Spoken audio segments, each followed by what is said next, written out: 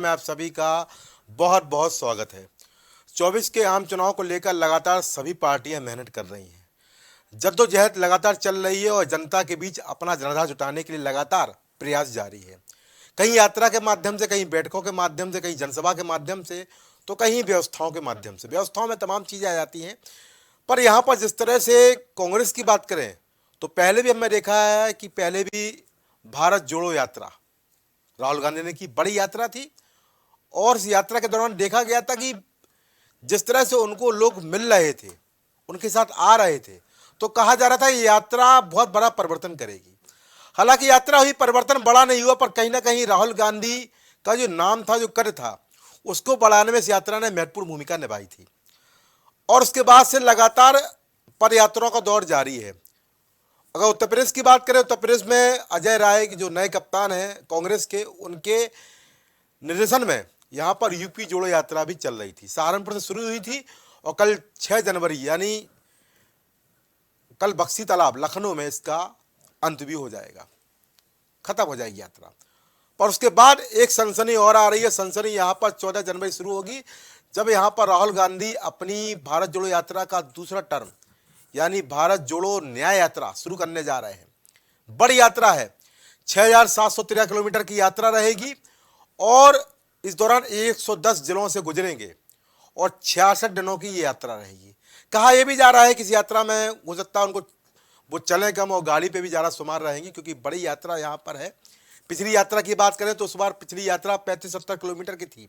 वो यात्रा हमको जानकारी है कि वो कन्याकुमारी शुरू हुई थी और कश्मीर में जाकर ख़त्म हुई थी। पर इस बार की जो यात्रा है वो मणिपुर से शुरू हो रही है और महाराष्ट्र में जाकर ख़त्म हो रही है। और सबसे महत्वपूर्ण बात है कि यात्रा में भी एक देखने वाली बात यह है कि इस यात्रा में सबसे ज़्यादा दूरी कांग्रेस के राहुल गांधी उत्तर प्रदेश में तय करेंगे। 1,074 किलोमीटर की दूरी, सबसे ज़्यादा जिले भी टच करेंगे, यानी 20 जिले यहाँ पर जाएंगे। और सबसे ज़्यादा दिन यानी 11 दिन वो उत्तर प्रदेश में राजनीतिक विरासत को, राजनीतिक व्यवस्थाओं को दुरुस्त करने में समय लगाएंगे। बड़ी यात्रा है। वो यात्रा के माध्यम से कांग्रेस को उम्मीद भी है 24 चुनाव को लेकर। और कांग्रेस जो लगातार उत्तर प्रदेश में धराशायी होकर पड़ी हुई है, उस कांग्रेस को भी यहां पर उठाने की कवायद शुरू हो गई है। 14 जनवरी से यात्रा शुरू होगी और 20 मार्च को यात्रा खत्म होगी। उसके बाद सबको जानकारी है कि शायद आम चुनाव की बिगुल भी बच चुका होगा, औपचारिक रूप से शायद समय तक तैयारी भी आ चुकी होगी, कैसे होना है वो भी आ चुका होगा। पर निश्चित रूप से यात्रा बड़ी यात्रा है और कांग्रेस को जीवन देती यात्रा जरूर उसको कहेंगे। न्याय यात्रा तो चलो ठीक है, उन्होंने नाम लिया है जीवन देती यात्रा, क्योंकि इसलिए यहाँ पर जिस तरह से कांग्रेस यहाँ पर हिमाचल, कर्नाटक जीत कर आई है, तेलंगाना जीत कर आई है, तो वहां पर कांग्रेस की सोच भी है रही हो कि इस माध्यम से अपने आप को और दुरुस्त करें। महत्वपूर्ण चर्चा वैसे हमारे साथ मेहमान जुड़ चुके हैं।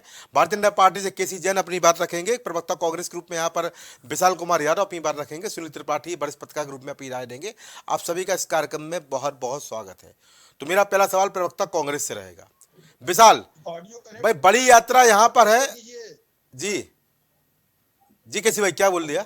हमारी आवाज मिल रही है आपको? जी बिल्कुल मिल रही है केसी भाई, मिल रही है आपकी जी, मिल रही है। पर मेरा पहला सवाल यहाँ पर कांग्रेस से रहेगा, मुद्दा होने क्या है तो पहला सवाल उनसे ले लेता हूँ।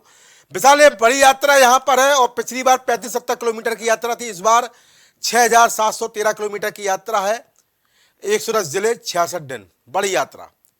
क्या मानते हैं ये यात्रा कितना प्रभाव छोड़ पाएगी और आगामी आम चुनाव से पहले इस यात्रा का परिणाम क्या होने वाला है कांग्रेस पार्टी के लिए? देखिए गौरव जी, आपका बहुत बहुत धन्यवाद जी।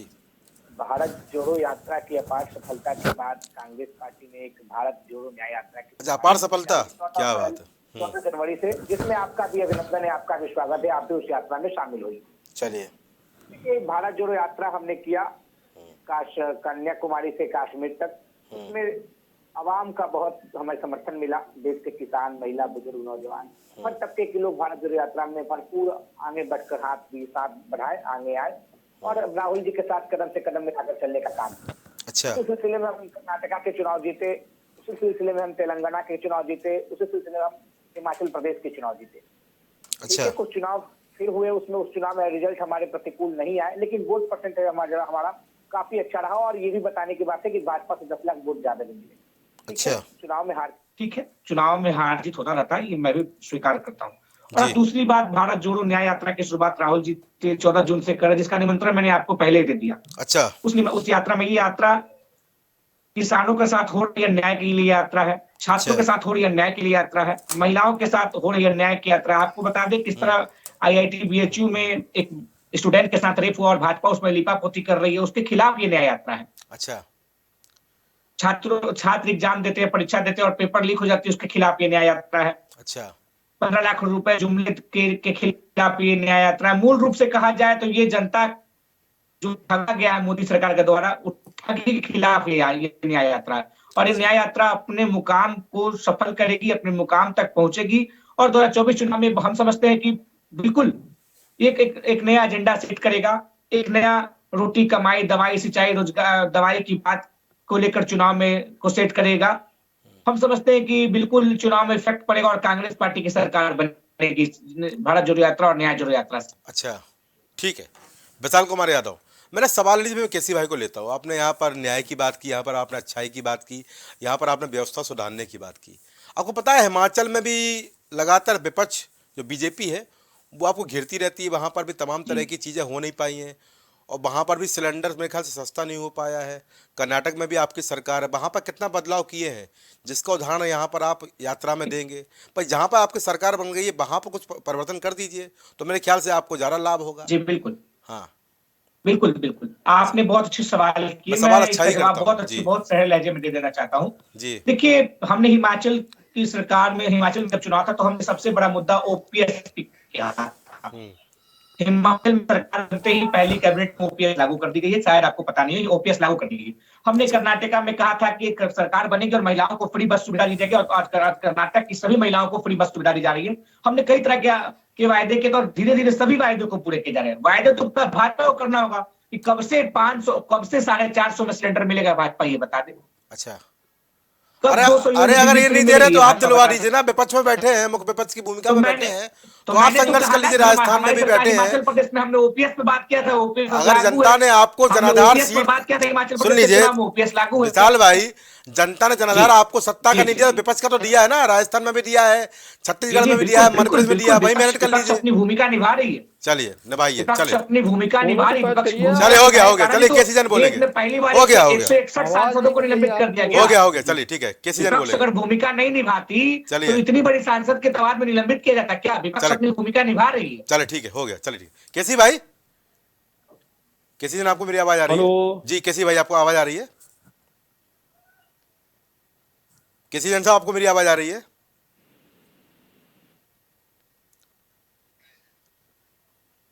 शायद संपर्क टूट गया है केसी भाई से। फिर हम सुनील भाई के पास चलता हूँ।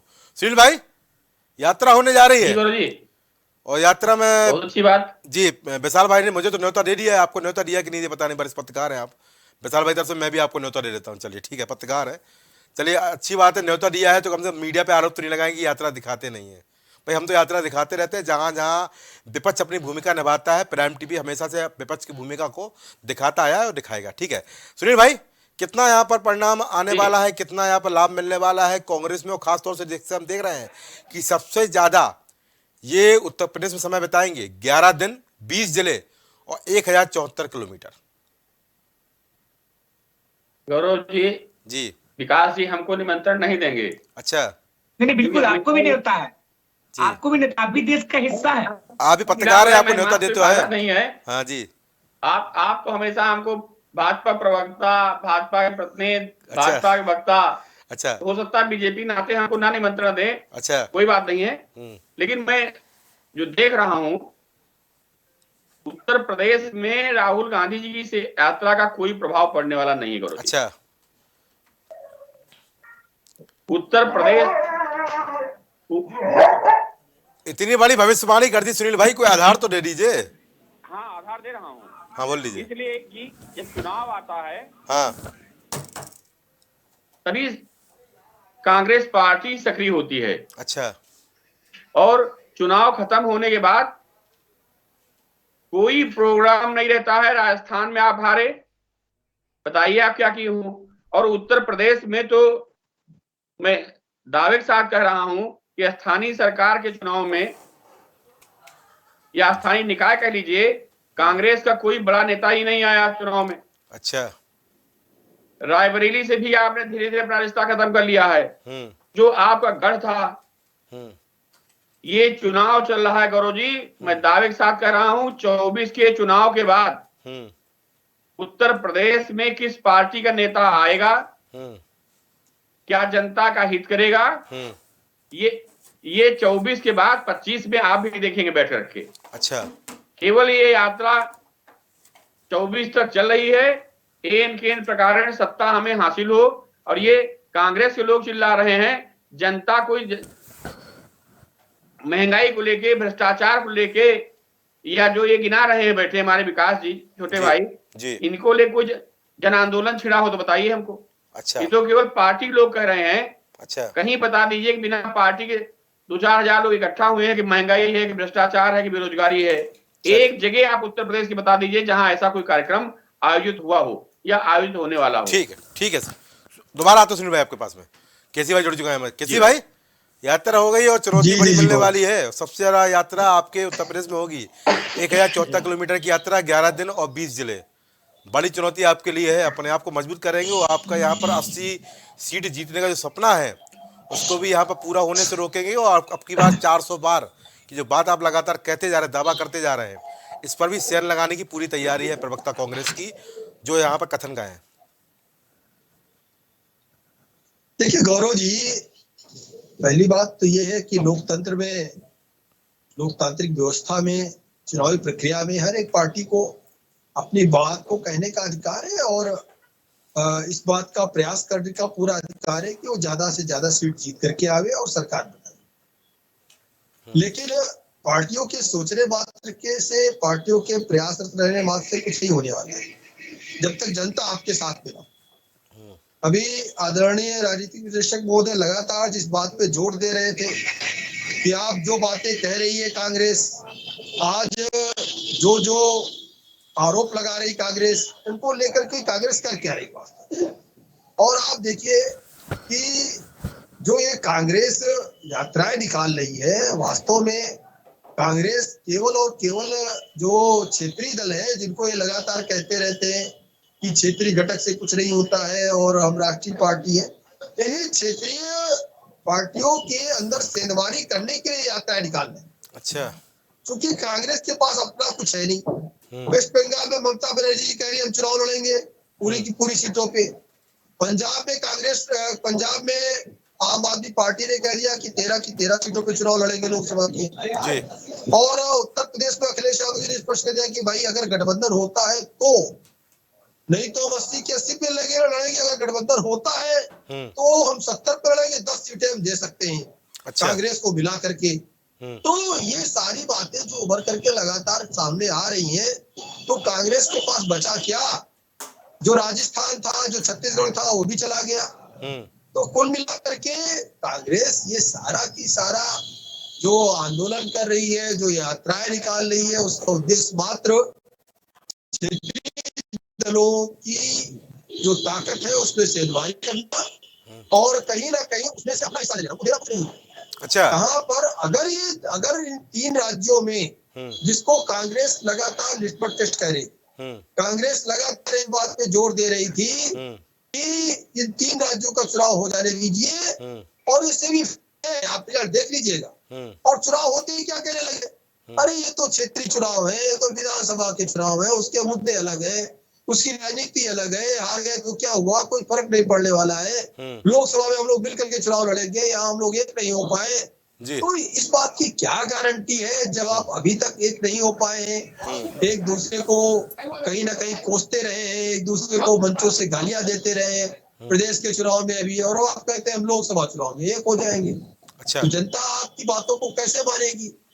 अगर आप कुल मिला के केसी भाई आपको कहना है, केसी भाई कुल मिला के आपका कहना है कि आप कांग्रेस की भारत जोड़ो न्याय यात्रा को बिल्कुल भी गंभीरता से नहीं लेते हैं, यानी कोई चुनौती आपके लिए नहीं है लेने वाला उसमें। गौरव जी, गंभीरता से लेने वाला कुछ नहीं। अच्छा। गंभीरता से जो इनके घटक दल है जो ले रहे हैं, उसका सबसे बड़ा कारण ये है कि वो अपने आप को कैसे बचाए इस कांग्रेस के फंदे से। अच्छा। वो उसमें प्रयासरत है। अच्छा इसीलिए सबके बयान आ रहे हैं। अभी हमने आपको 3 पार्टियों के बयान बताए जी, तो चाहे ममता जी हो, चाहे केजरीवाल जी हो, चाहे अखिलेश यादव जी हो। चलिए। और एक चीज है, अभी कांग्रेस के एक बड़े नेता का बयान आया कि ममता जी तो बेमतलब जो है तमाम सारी बातें कर रहे हैं, कोई हम भीख मांग रहे हैं क्या, हम सक्षम है, हम वेस्ट बंगाल में सारी चीजें चुनाव लड़ेंगे। कांग्रेस के एक बड़े नेता का बयान ये भी आ गया कल। ठीक है, तो ठीक है। कुल मिलाकर के अलग अलग जो बयान आ रहे हैं, बयान ऐसे नहीं आ रहे हैं गौरव जी। देखिए कारण क्या है कि जब बैठक होती है, मीटिंग होती है, तो उसमें बड़े नेता छोटे नेता सब शामिल होते हैं, उनके तक बात पहुंचती है।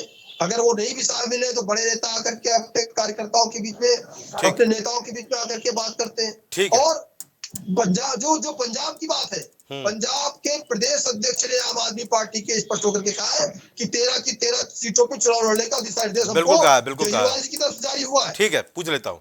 तो ऐसे में हो गया, गठबंधन ठीक है। दिखाई दे रहा है। प्रवक्ता कांग्रेस विशाल भाई, ठीक 35-70 किलोमीटर की यात्रा पिछली बार थी, इस बार 6,713 किलोमीटर की है, लगभग दोगुनी। उसके बावजूद भी यहाँ पर केसी भाई के कहना है कि कोई गंभीरता नहीं है, कोई टेंशन नहीं है। कह रहे घटक दलों को ये ताकत दिखा रहा है, बीजेपी को ताकत नहीं दिखा रहे हैं, और घटक दलों को ताकत दिखाकर ये अपने आप को यहाँ पर मजबूत करना चाहते हैं। बाकी होना जाना कुछ नहीं है। सिरे से नकार दिया आपकी यात्रा को, इतनी बड़ी यात्रा। जी गौरव जी, हम केसी जी से क्या उम्मीद कर सकते हैं? वो कहेंगे कि क्या यात्रा सफल होगा, वो कहेंगे कि यात्रा बहुत अच्छा होगा, आखिर हम उनसे क्या उम्मीद कर सकते हैं? जब भारत जोड़ो यात्रा शुरू हुआ था तो यही केसी जी थे जो कहते कि यात्रा सफल नहीं होगा, यही केसी जी थे जो कहते कि यात्रा अपनी मुकाम तक नहीं जाएगा, यात्रा 2-4 दिन में बंद पड़ जाएगा, ठप पड़ जाएगा। लेकिन यात्रा कश्मीर में गई और झंडा फहराने का काम किया। तो भाजपा के नेता है, चलिए केसी जी की अपनी मजबूरियां होगी, वो तो जान रहे कि यात्रा बहुत बड़ा बदलाव करने जा रहा है, जान रहे हैं, वो भी समझ रहे हैं। कौन बदलाव करने जा रही है? बदलाव का नाम भी बता दीजिए, क्या बदलाव करने जा रही है? क्या बोलेंगे ऑन कैमरा, वो क्या बोल सकते हैं? विशाल यादव क्या बदलाव करने जा रही, बदलाव भी बता दीजिए, क्या बदलाव होने जा रहा है? कि हमने पहले ही कहा था कि ये यात्रा लोगों के अन्याय के विरुद्ध न्याय की यात्रा है। अच्छा। और जिन लोगों के साथ अन्याय हुआ, राहुल जी उनके लिए पदयात्रा कर रहे हैं, न्याय कर रहे हैं। केसी जी को बताना चाहिए कि IIT BHU पे क्या आपने क्या कार्रवाई किया? प्रधानमंत्री मोदी जी के संसदीय क्षेत्र में से एक घटना होती है और विश्वविद्यालय कैंपस में घटना होती है, लेकिन प्रधानमंत्री जी चुप रहते हैं, स्मृति ईरानी जी चुप रहती है। यह अन्याय नहीं तो और क्या है? अच्छा। आपने युवाओं को ठगने का काम किया, हर वर्ष 2 करोड़ रोजगार, लेकिन आप ये आंकड़ा है कि सरकार कह रही है हमारे पास अभ्यर्थी नहीं है। अच्छा। बात है भाई, बिहार में एक तरफ बिहार में महागठबंधन की सरकार 1,20,000 लोगों को नौकरी गांधी मैदान में बुलाकर बांट, हमारे पास लोग ही नहीं है नौकरी देने की। ऐसी नौकरी क्या? तो यह अन्याय नहीं तो और क्या है? ठीक है केसी भाई, कि जहां इनकी सरकार है, ये आप बहुत अन्याय करते भैया, आप लोग, आपके अन्याय खिलाफ यात्रा है, बहुत अन्याय करते भैया आप लोग। न्याय दिलाने जा रहे हैं भाई लोग, न्याय तो इतना अन्याय क्यों करते भैया आप लोग? जी कांग्रेस के साथ देखिए अन्याय तो हुआ है। अन्याय ये हुआ है कि जिन्होंने लंबे समय तक राज किया, पहले पता चल रहा है कि जो है दादी ने राज किया, दादी के पहले नाना ने राज किया, फिर पिताजी ने राज किया, और अब उनको राज करने का अवसर नहीं मिल रहा है, तो अन्याय तो हुआ है। अच्छा। जनता ने उनके साथ अन्याय किया है और जनता ने अपने साथ न्याय किया है। तो ये जो लड़ाई लड़ रहे हैं वास्तव में सिर्फ और सिर्फ गद्दी नशी होने की लड़ाई है। अच्छा। और चूंकि गद्दी पे नहीं बैठे हैं तो इनके साथ अन्याय हो गया। अच्छा। और जब ये चुनाव हार जाते हैं तो चुनाव आयोग पे उंगली उठाते हैं, ईवीएम मशीन पे उंगली उठाते हैं। अरे अगर आप इतने बड़े दल हैं, इतने सारे दल आपके साथ, 28 दल आपके साथ हैं, 28 के 28 दल अगर चुनाव लड़ने को मना कर दें या चुनाव के बाद जितने भी लोग जीत करके आए वो इस्तीफा दे दें कि भाई देखो ये ईवीएम मशीन से चुनाव था, हम इसका बहिष्कार कर इसलिए लड़े कि हम भी जीत के आ सकते हैं। हम जीत के देखो तभी हम त्याग पत्र दे रहे हैं, हम इसको चुनाव नहीं मान रहे हैं। हम मान रहे हैं कि बेईमानी से हम जीत गए, ये क्यों नहीं कहते जी कि भाई आप भी बेईमानी जीते, हम भी बेईमानी से जीते हैं जी। अब वो जब इनकी सरकार हिमाचल में बनी तो इन्होंने त्याग पत्र क्यों नहीं दिया? वो भी ये मशीन से चुनाव था। अच्छा। लेकिन क्या है कि केवल और केवल हार का ठीकरा किसके ऊपर फोड़ना है और साथ ही साथ उसको अन्याय भी बता देना है। यानी कि उसी ईवीएम मशीन से जब आप हिमाचल में सरकार बनाते हैं तो चुनाव आयोग ठीक, तब आपके साथ अन्याय नहीं। लेकिन जब आप राजस्थान, केसी भाई इस बार यात्रा में उत्तर प्रदेश ज्यादा, केसी भाई इस बार यात्रा उत्तर प्रदेश में सबसे ज्यादा है और सबसे ज्यादा दिन भी यहीं पर किसी गुजारे भी आप हैं। हमारे IIT BHU के सवाल पर जवाब देखिए नहीं दिए। गौरव जी, आप हमारे देखिए IIT देखिए BHU के गौरव सवाल पर जी, जवाब नहीं दिए। उत्तर प्रदेश में इनके पास विधानसभा में कितनी सीटें 2। और लोकसभा में कितनी सीटें, और मैं आपको एक चीज बताऊं, आपने उस पर चर्चा नहीं की। वायनाड से वहां के लोग, वहां का राजनीतिक दल राहुल गांधी जी को चुनाव लड़ने से मना कर रहा है। अच्छा, ये एक गठबंधन की अंदर से ताकत खबर है। आ रही क्या आपके पास? नहीं नहीं, खुली खबर है, लगातार खुली खबर है, क्या बात टीवी है। चैनलों में इस पर डिबेट हुई हाँ। कि राहुल गांधी जी को वहां का राजनीतिक दल जिसके साथ गठबंधन करने मना कर रहा है। अच्छा। कि आप यहाँ वायनाड से चुनाव मत लड़िए, वायनाड से चुनाव हमारी पार्टी का प्रत्याशी लड़ेगा। अच्छा। तो जब इनको उत्तर प्रदेश में तो जगह बची नहीं, उत्तर प्रदेश से तो जनता ने निष्कासन कर दिया, जा करके वायनाड की शरण ली।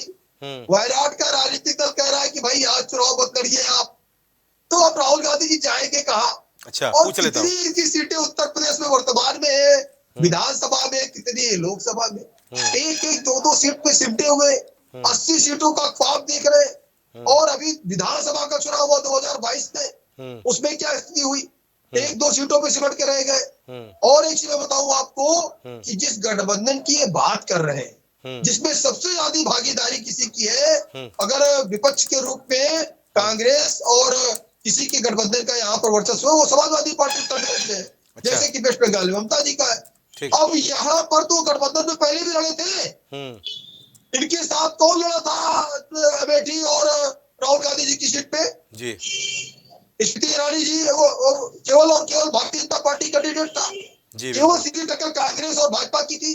उसके बाद में भी राहुल गांधी जी हार जाते। क्या बसपा ने वहां कैंडिडेट उतारा? नहीं उतारा, क्योंकि बसपा और सपा का गठबंधन था। सपा ने वहां प्रत्याशी उतारा? नहीं उतारा। सपा बसपा कांग्रेस ने मिलकर चुनाव लड़ा था 2019 का, और उसके बाद राहुल गांधी जी यहाँ से चुनाव हार गए अमेठी से, वायनाड जाना पड़ा इनको। ठीक। तो किस आधार पर ये ख्वाब देख रहे हैं कि चलिए पूछ लेता हूँ, जीत लेंगे? विशाल यादव जवाब दीजिए, फिर मैं सुनील भाई को लेता हूँ। किस आधार पर ख्वाब देख रहे हैं भाई?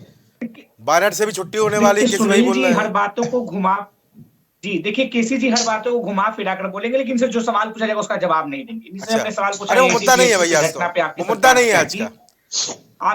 मुद्दा हो जाता अगर प्रियंका गांधी वाड्रा वहां पहुंच जाती, देश की बेटी। अरे विशाल कुमार यादव जी, विशाल यादव जी सुन लीजिए, मुद्दा हो जाता है बीएचयू की, आप इतनी बात कर रहे हैं, अगर वहां पर प्रियंका गांधी वाड्रा पहुंच जाती, लड़की लड़ सकती हूँ का नारा देने वाली वहां पहुंच जाती, तो सारा मुद्दा भी उठ जाता। पर वहां पर अब तक कांग्रेस से कोई प्रदर्शन नहीं हुआ है, समाजवादी पार्टी विपक्ष की भूमिका निभा रही। तो यहाँ पर डिबेट पे कृपया बीएचयू मुद्दा न उठाए। अगर वास्तव में आपको इतना दर्द है तो कांग्रेस पार्टी वहां प्रदर्शन करे, और आपकी जो नेता है जो लड़कियों लड़ सकती हूँ के नारे के साथ 2022 के चुनाव में यहाँ पर आई थी, वो वहां पर संघर्ष करें और उनके साथ खड़ी हो, जिनके खिलाफ यहाँ मुकदमा दर्ज किया गया है छात्रों के खिलाफ। आप डिबेट पे यहाँ पर अपना यहाँ पर खेद व्यक्त मत करिए। में भी गया था, हाँ हम हाथरस में भी गए थे आदरणीय प्रियंका गांधी। अरे हाथरस बहुत समय हो गया, कब तक हाथरस बोएंगे भाई? कब तक हाथरस काटेंगे? हाथरस काटने समय हो गया। यहाँ भी जाएंगी। चलिए, और आपका दूसरा सवाल क्या था गौरव जी? हाँ, मैंने ये कहा था कि आप मुद्दे पे बात करिए, क्योंकि जब आप बीएचयू पे बात करेंगे तो मेरी तरफ से आपको ये सवाल आएंगे। तो कृपया, मेरा यहाँ पर केसी भाई बोल रहे थे कि राहुल गांधी की जगह बची नहीं, कहाँ चुनाव लड़ेंगे, बोल दीजिए।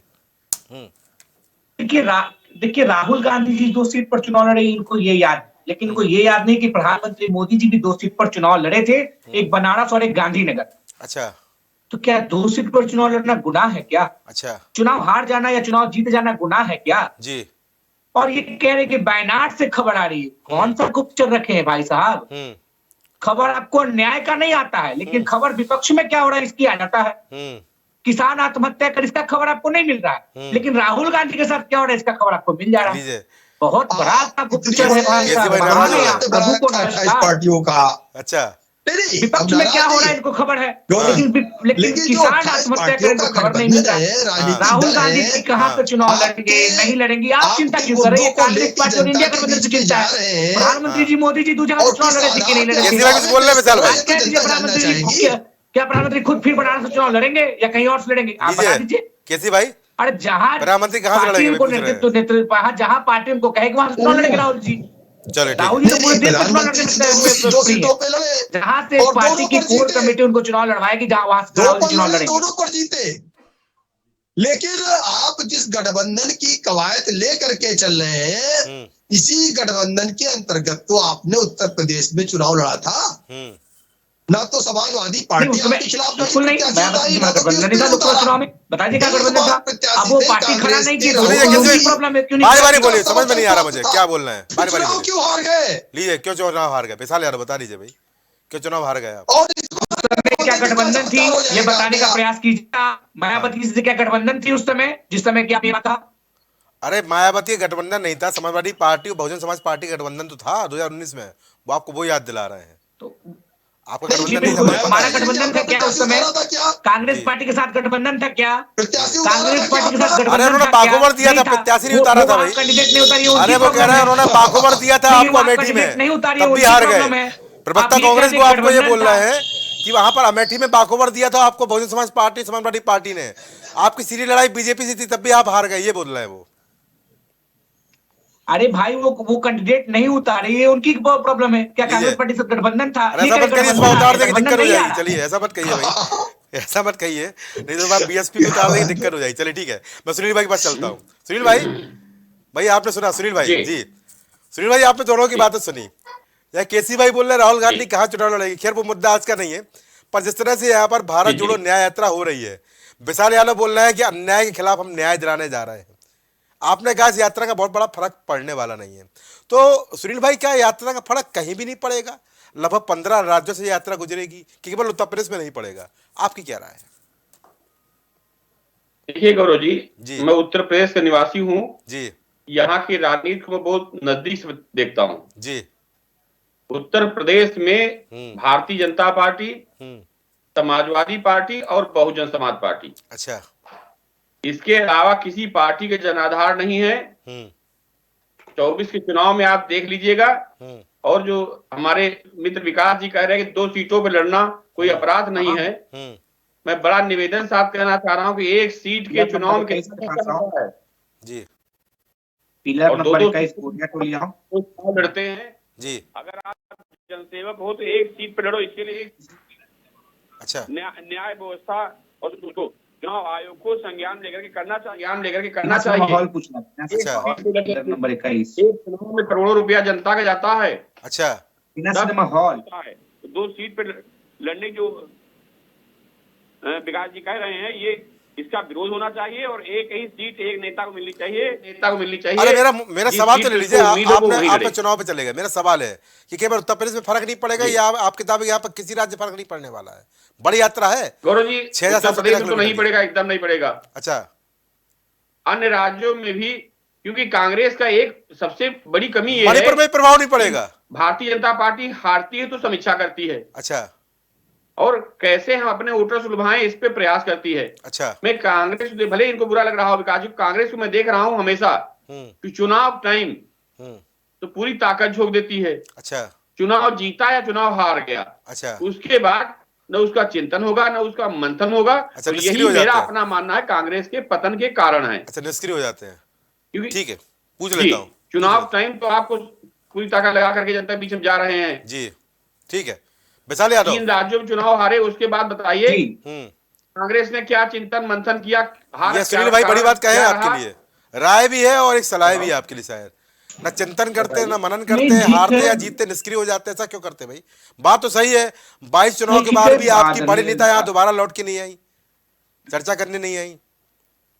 बात तो सही हुई है, मायना देखा जाए जी। नहीं ठीक है, आप देखिए मैं सुनील जी के बातों का बहुत समर्थन करता हूँ, कहीं ना कहीं ये हमारी बातें भी हैं, लेकिन मैं इनका समर्थन करूँ। और रही बात मंथन करने का, तो पार्टी अपने स्तर पे हर स्तर पे मंथन करती है। आप देखिए 3 चुनाव में हमारी रिजल्ट हमारे अनुकूल नहीं आया, हमने वहां मंथन किया और छत्तीसगढ़ की प्रदेश कमेटी में बदलाव किया, मध्य प्रदेश की प्रदेश कमेटी में बदलाव किया, हम ये बदलाव कर रहे हैं। अब रही उत्तर प्रदेश की कमेटी, उत्तर प्रदेश में पहले ब्रिजलाल खापरी जी को बनाया, आप आज अजय राय जी प्रदेश अध्यक्ष, तो बदलाव तो हो ही रहे हैं। अब जिन्हें बदलाव नहीं, बदलाव तो हो रहा है पर परिणाम नहीं आ रहा है। चिंतन मंथन अपने स्तर पे नहीं, चिंतन मंथन अपने स्तर पे होती है और चिंतन मंथन पार्टियां करती है। अच्छा, और इसी का निष्कर्ष था कि हम तेलंगाना कर्नाटका और हिमाचल प्रदेश जीते थे। अच्छा, ठीक है, कुछ चुनाव हारे हैं, मैं मानता हूँ, स्वीकार करता हूँ हमारी कहीं त्रुटियां रही होगी। अच्छा, लेकिन उसका मंथन क्या और ये क्या देना? देखिए गौरव जी, हमारे लिए तो बहुत अच्छी बात है, 2003 चुनाव हम हारे थे तो 2004 चुनाव हम जीते थे और केंद्र में सरकार बनाए थे। पर तो पता कहीं कांग्रेस सवाल और कहीं है ये मेरा गुड लक आपसे। ना साबित हो जाए। सुनील भाई बोल रहे हैं चुनाव कुछ नहीं हारे होगा हैं इस तो भाई। चौबीस जीतेंगे। विशाल यार सुनील त्रिपाठी बोल रहे हैं कि कुछ यात्रा फर्क नहीं पड़ने वाला है। केसी भाई तो नकार ही रहे हैं, सुनील भाई भी नकार रहे हैं। अब उनको बीजेपी प्रवक्ता मत बोल दीजिएगा, बीजेपी प्रवक्ता अलग है और नहीं, वो अलग बिल्कुल है, नहीं। तो क्या बोलेंगे उनको। सिरे से नकार रहा है, कह रहा कुछ भी देखिए फर्क नहीं पड़ने प्रवक्ता वाला है। बनकर ही देखिए प्रवक्ता बनकर ही विचारधारा की फैलाना और पत्रकार बनकर विचारधारा फैलाना वो अलग अलग बात है। देखिए भाजपा के प्रवक्ता से हम उम्मीद भी नहीं करते को हमारे हमारे यात्रा को अच्छा बताएंगे, क्योंकि उनकी उनकी सुनील भाई भी अपनी यहाँ पर अच्छा नहीं लड़ाई बता है, रहे हैं। उनका अपना।